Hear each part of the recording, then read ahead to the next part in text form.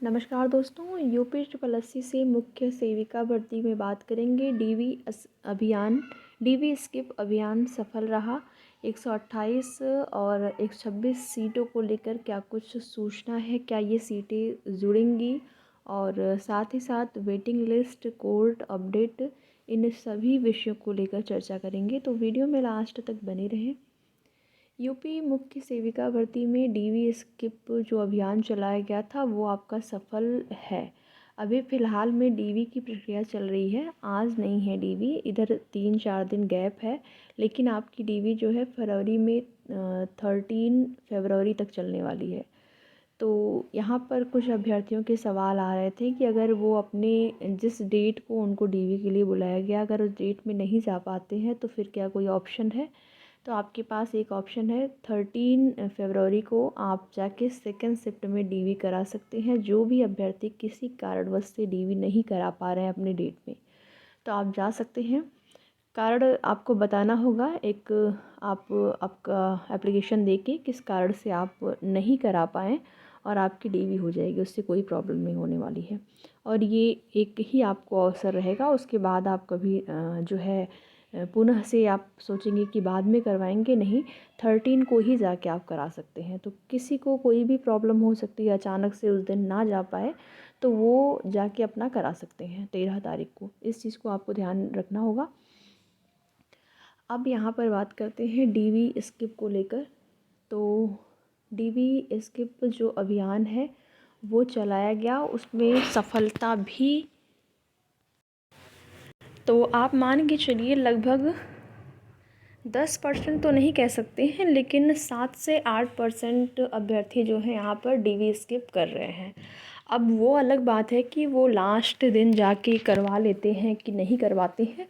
उस आधार पर यह डिसीज़न या फिर निर्णय कह सकते हैं जब लास्ट दिन जो अभ्यर्थी नहीं कराएंगे। जैसे अभी क्या है कि बीच में ऐसा भी हो सकता है कि कुछ अभ्यर्थी किसी कारणवश नहीं करवा रहे हों, लास्ट डेट में जाके करवा लें, ठीक है। लेकिन फिर भी आप मान के चलिए 6 से 8% के आसपास यहाँ पर डीवी आपके स्किप होने की जानकारी मिल रही है वर्तमान में। बाकी आपकी भर्ती संबंधित जो भी सूचनाएं होती हैं, आप सभी को उसकी जानकारी समय समय पर इस चैनल के माध्यम से दी जाती है। हमारी पूरी कोशिश होती है जो भी ऑथेंटिक सूचना हो आप सभी तक प्रोवाइड कराई जाए।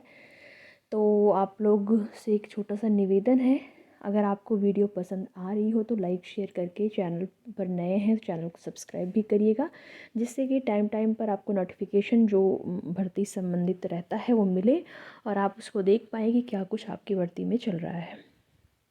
अब यहाँ पर बात करते हैं सीटों को लेकर। 126 सीट का जो मैटर है वो अभी भी माननीय न्यायालय में विचाराधीन है।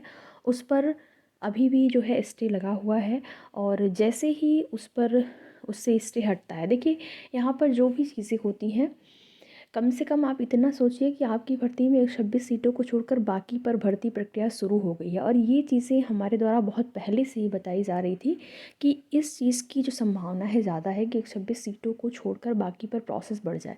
नहीं तो आप सोचिए कि इसी तरीके से भर्ती लटकी रहती।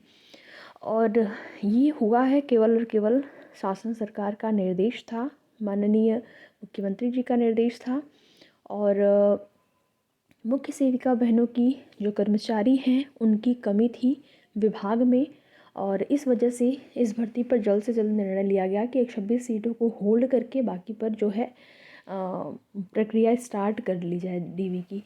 तो 126 सीटें आपकी होल्ड हैं, और उन सीटों की संभावना अब क्या ही कहा जाए, 50-50% वाली संभावना है कि अगर वो सीटें आपको मिलती हैं तो उस पर वेटिंग लिस्ट तो आएगी ही। क्योंकि अभी जो आपकी डीवी हो रही है, 8,000 समथिंग अभ्यर्थी जो हैं जिनका डीवी के लिए चयन हुआ है, ये तो आपकी 126 सीटें माइनस करने के बाद जो सीटें थी टोटल वैकेंसी में उस पर आई हुई है।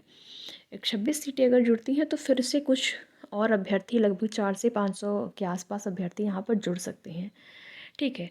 तो इसकी संभावना काफ़ी है। कुछ नंबर से जो लोग अभ्यर्थी रह गए होंगे उनकी संभावना यहाँ पर रहेगी अगर 126 सीटें जुड़ जाती हैं। तो यहाँ पर कोर्ट केस को लेकर बात करें तो 16 तारीख और 21 तारीख को 2 आपकी सुनवाइयाँ होने वाली हैं आपकी भर्ती में। एक का जो डेट है वो 21 लगी हुई है, 21-16।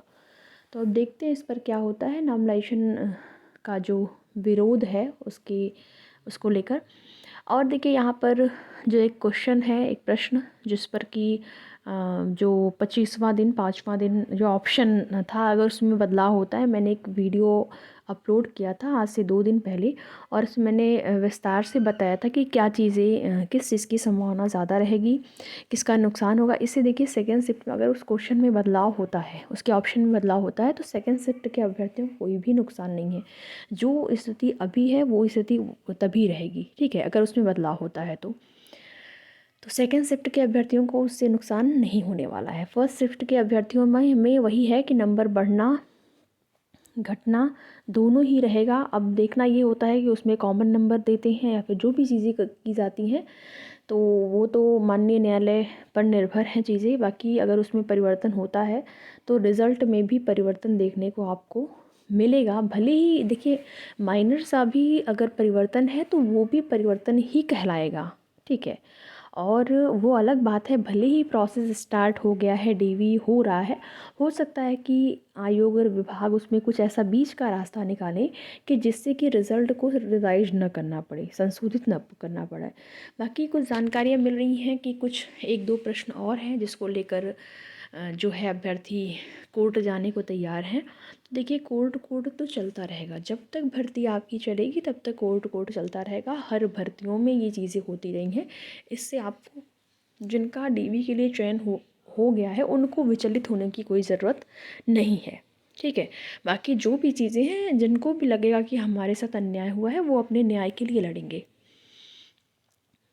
बाकी यहाँ पर आपकी भर्ती में जिन भी अभ्यर्थियों को उम्मीद थी कि इसमें हो जाना है, नहीं हो पाया है, वो अपने अगले एग्ज़ाम के लिए तैयारी कर सकते हैं। साथ ही साथ एक आउटसोर्सिंग के माध्यम से वैकेंसी आई हुई है UPECCE एजुकेटर, जिसमें मात्र केवल और केवल होम साइंस के अभ्यर्थी जिन्होंने स्नातक किया हुआ है होम साइंस विषय से, कला वर्ग से, क्योंकि उसमें BA लिखा गया है, ठीक है, उसमें बिल्कुल BA ये वर्ड ही लिख दिया गया है। क्या होता है कि आपकी भर्ती में क्या था, कला वर्ग लिखा गया था, तो वहाँ पर विज्ञान वर्ग कला वर्ग दोनों ही वाले अभ्यर्थी जिन्होंने होम साइंस से किया था उन्होंने आवेदन कर दिया। लेकिन इस ECC एजुकेटर भर्ती में केवल BA लिख दिया है। तो जो भी BA वाले अभ्यर्थी होंगे उनका स्नातक में अगर 50% है, अनरिजर्व, रिजर्व कैटेगरिया में 45% है, तब भी आवेदन कर सकते हैं। अभी मात्र 3 ज़िले से आवेदन शुरू हुआ है, टोटल 75 ज़िले हैं, 72 ज़िले में अभी आवेदन शुरू नहीं हुए हैं। तो जो भी इच्छुक अभ्यर्थी हों, कुछ करना चाह रहे हों, जैसे अपनी तैयारी के साथ साथ अगर जॉब, तो वो आवेदन कर सकते हैं। जैसे जैसे नोटिफिकेशन आता रहेगा जो है अन्य ज़िलों का, आपको उसकी सूचना इस चैनल के माध्यम से दी जाएगी। तो आप जुड़े रहेंगे हमारे साथ, तो आपको समय समय पर अपडेट करेंगे। अभी सीतापुर, बाराबंकी और देवरिया 3 ज़िले में जो है आवेदन स्टार्ट हुए हैं, हो रहे हैं। बाकी ज़िले में आवेदन जब शुरू होगा तो आपको उसकी जानकारी दी जाएगी। तो आगे की सूचना के लिए जुड़े रहें हमारे साथ। वीडियो में लास्ट तक बने रहने के लिए आप सभी का बहुत बहुत धन्यवाद।